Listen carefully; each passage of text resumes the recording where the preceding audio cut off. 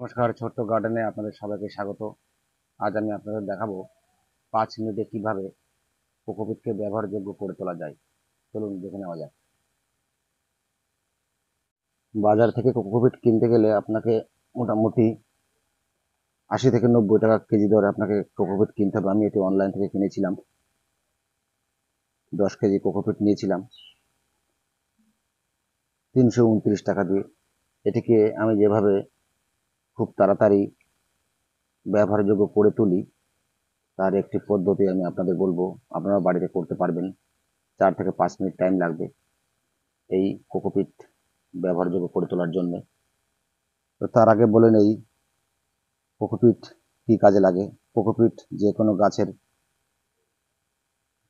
এই গোড়ায় যখন জৈব সার অথবা রাসায়নিক সার দেবেন, অবশ্যই কোকোপিট মিশিয়ে দেবেন।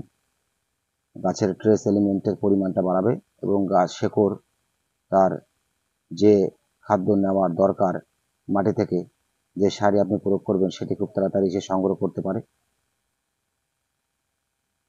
এই কোকোপিট যেহেতু কিছুই নয়, এই কোকোপিটটা হলো নারকেলের খোসা মেশিনে কাটিং কুটিং করে কম্প্রেসড করে মেশিনে ব্লক তৈরি করে মার্কেটে ছাড়া হয়। এই কোকোপিটের মধ্যে প্রচুর পরিমাণে নুন থাকে এবং বালি থাকে। এছাড়াও মাটি ঝুরঝুরে রাখতে, মাটি হালকা করতে কোকোপিট ব্যবহার করা হয়। নতুন গাছ জন্মানো, বীজ থেকে চারা গজানোর জন্য কোকোপিট ব্যবহার করা হয়। তবে কোকোপিট লবণমুক্ত করার আগে যতটা খুশি ভেঙে গুঁড়ো গুঁড়ো করে নেওয়া দরকার, তাহলে জলটা সম্পূর্ণ জায়গায় সঠিকভাবে পৌঁছাবে এবং নুনটাও বেরিয়ে যাবে। আপনারা হাতুড়ি দিয়েও করে নিতে পারেন। এবার যেটি বলবো, অনেকে কোকোপিট চার ছাঁকনি বা জাল জাতীয় কোনো জিনিস দিয়ে সেঁকে থাকে, জলে ধুয়ে ফেলে। আমি সম্পূর্ণ অন্য পদ্ধতি অবলম্বন করি। মাত্র 4 থেকে 5 মিনিটের মধ্যেই কোকোপিট লবণমুক্ত করা যায়।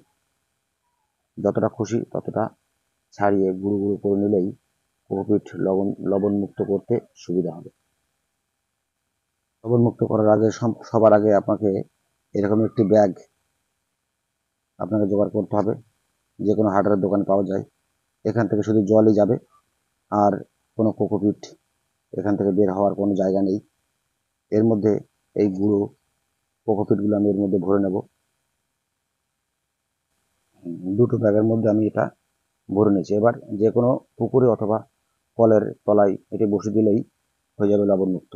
দেখুন আমি কীভাবে করি। খুব তাড়াতাড়ি এবং কম সময়ের মধ্যে নুনটা ধুয়ে বেরিয়ে যাবে এবং কোকোপিটটা পরিষ্কার হয়ে যাবে।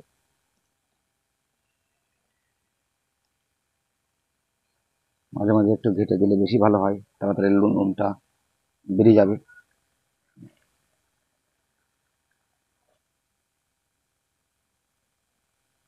এবার এটিকে প্লাস্টিকের উপরে ঢেলে দিন।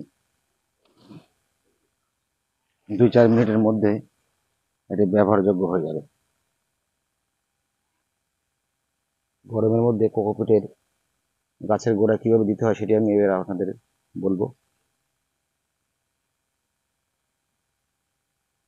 এই দেখুন, আগে কোকোপিট শুকোতে দেওয়া সেই কোকোপিট এখানে দেওয়া রয়েছে। এখন নতুন করে কোকোপিট আমি আবার এখানে দিয়ে দিলাম। গাছের গোড়ায় এভাবে কিছুটা মাটি খুঁড়ে আপনারা এখানে সাইডে কোকোপিট দিয়ে দিতে পারেন, দিয়ে মাটি চাপা দিতে পারেন। জলের চাহিদাটা মিটবে, শেকড়ের ট্রেস এলিমেন্ট এর পরিমাণটাও ভালো থাকবে, গাছ তরতাজা হয়ে উঠবে। আবার এভাবে উপরেও এভাবে দিয়ে দিতে পারেন। জলের চাহিদা রোজ জল না দেওয়া থেকে একদিন পর পর একদিন জল দিলেও চলবে। এভাবে কিছু সময় শুকিয়ে নেওয়ার পরেই এটি ব্যবহারযোগ্য হয়ে যাবে।